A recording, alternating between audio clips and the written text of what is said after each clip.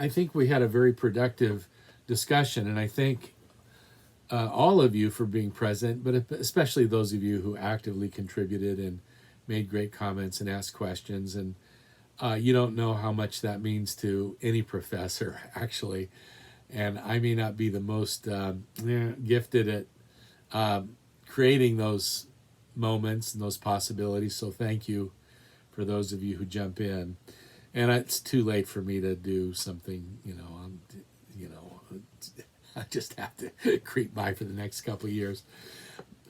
Anyway, so that discussion covered a lot of and some great questions, but I do want to come back to this. This is on page 103, and I think I'll probably end this little series of engagements with this book here.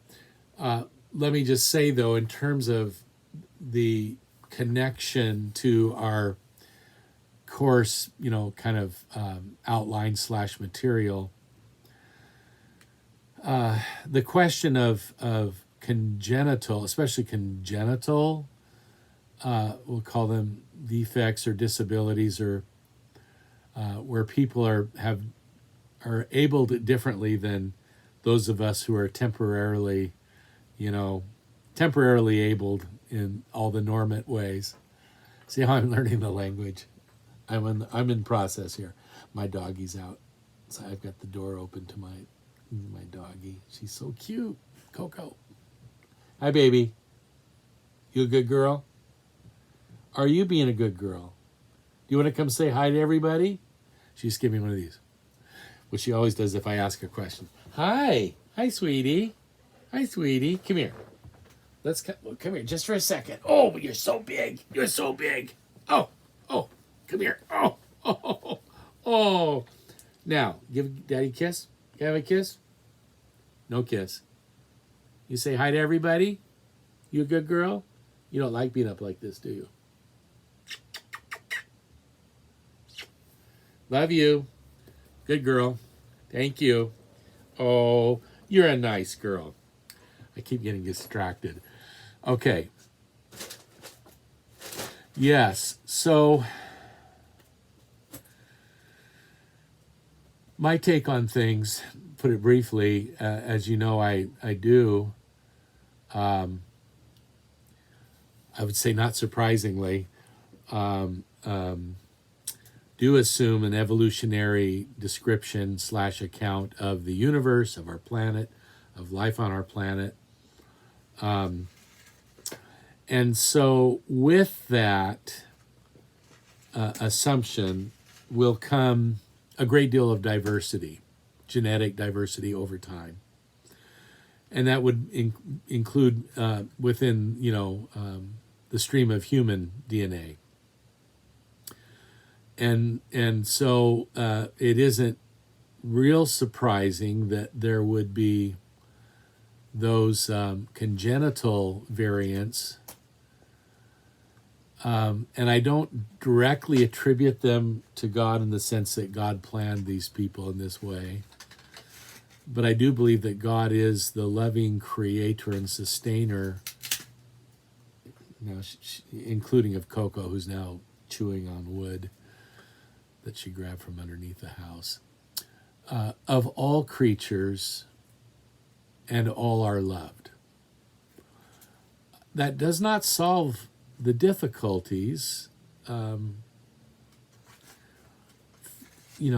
those who struggle physically, emotionally, other ways, and know they're struggling, and have pain. And I know not all people that we might consider disabled fit those descriptions. This is something that I want to think about a lot in probably the years that I have left. But let me go to 103.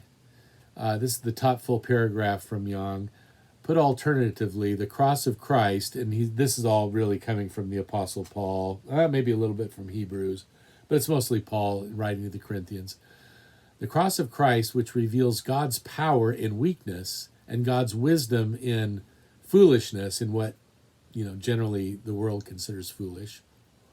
allows us to see disability in general and intellectual disability in particular, reflected in and through the face, person, and work of Christ, and thus as reflective of the image of God.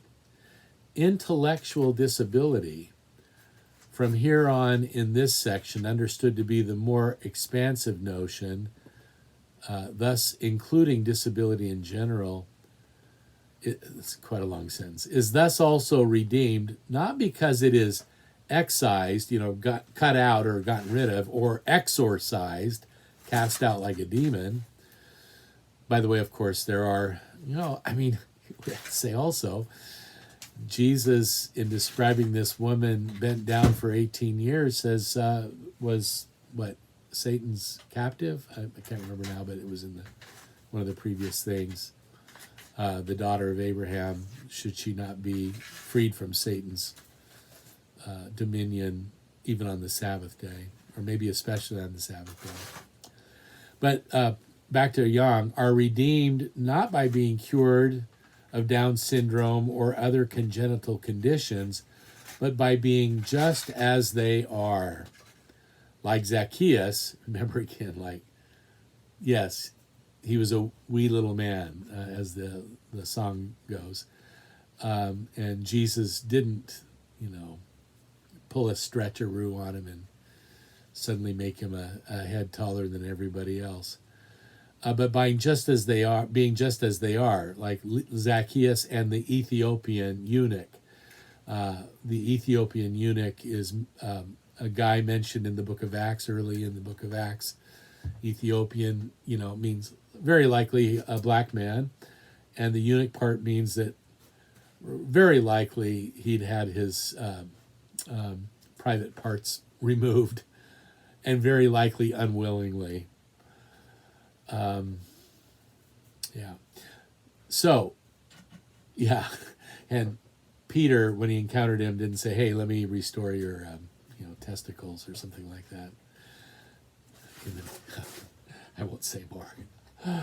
This realization on the part of non-disabled people, is further suggestive of the possibility of their redemption.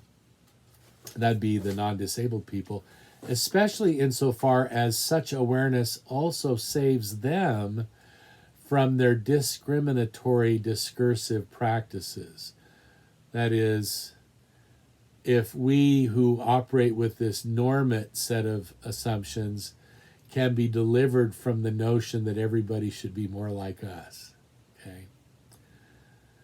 But if non-disabled people don't repent, don't change their minds about what's weak, what's strong, what's wise, what's foolish in God's economy, then they remain condemned and are shamed. For God chose what is foolish in the world to shame the wise, even as people with intellectual disabilities are finally vindicated according to the gospel of the cross of Christ. Now, I thought it was that passage. It wasn't. But we did talk about this a little bit. So, in class, I loved Chris's, I think it was Chris, contribution about his cousin with Down syndrome, and how, that person, let's say her name is Rebecca. If that turns out to be right, I'm amazing.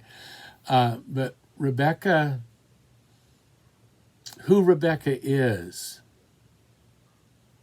in her history as a human being, is inextricably, is this person with what we call Down syndrome.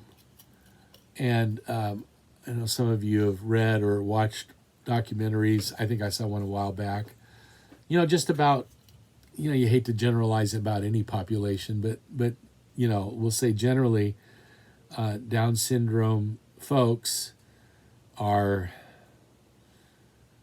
joyful, loving, curious, delightful. I can't, other things, and not the norm.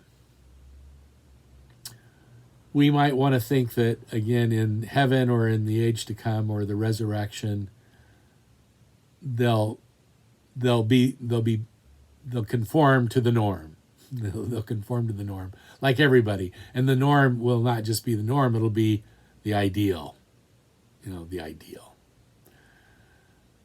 And then we remember, as we bring this to a close, that for Christianity, the ideal is Jesus. And Paul, especially of all of our New Testament writers, will not let us forget that the Jesus who is the ideal was and continues in many strong ways to be a crucified, humiliated,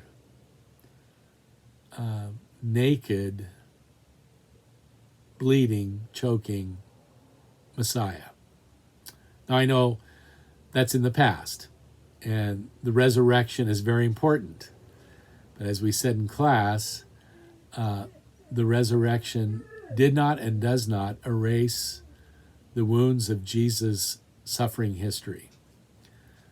It does not erase any of the torments or disability he experienced on the cross. And that's important. I was going to say one more thing about that, and it seemed to have slipped my mind suddenly. Oh, I remembered. I'll close with this.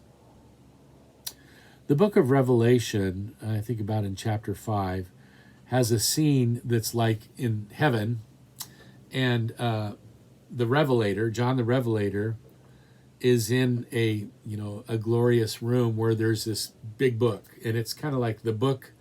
It's the book of the universe. I think it has a name, but it's not the book of life. Maybe it's the book of life. But anyway, this big book. And John sort of wonders out loud, who's worthy? Who's worthy to open this book? Who could really step up to this book and open it? And it's basically the book. What was that book? And then they made a movie of it. And I can't remember now, but it's like The Secrets or Clues of the Universe, whatever. And John wonders who is worthy to open this book. And he hears a voice that says, the Lion of the tribe of Judah, he is worthy. He is worthy to open this book. And then immediately, not like there's no transition other than like the next scene is that this figure enters into, we'll say, the stage or the room, this Lion of the tribe of Judah. And it turns out, though, John says, and I looked, and I saw the Lamb standing. Not a lion, but the Lamb. And not just the Lamb, but a lamb standing there as though slain, or as though having been slain. And so this Lamb, who's, of course, Jesus, resurrected in glorious heavenly realms, where he is worthy to open this book. And I'll say, and yet who he is this crucified Lamb. And I don't know what this means, but standing as though slain. Standing there like, I won't say disabled, but like deeply wounded. And it hasn't gone away. It isn't wiped away. Somehow, when we think about the resurrection and life beyond here, and we're going to talk more about souls still, I want to submit to you that the Christian hope is that God raises the body, and that body is in somehow deep solidarity and connection with other bodies, so that my experience of resurrection life and somebody with Down syndrome experience of resurrection life, somehow we will share together. I really think this is correct. I haven't been there yet. We will share together in each other's lives in ways we cannot imagine. Okay, I got to stop there. That's enough food for thought. Blessings.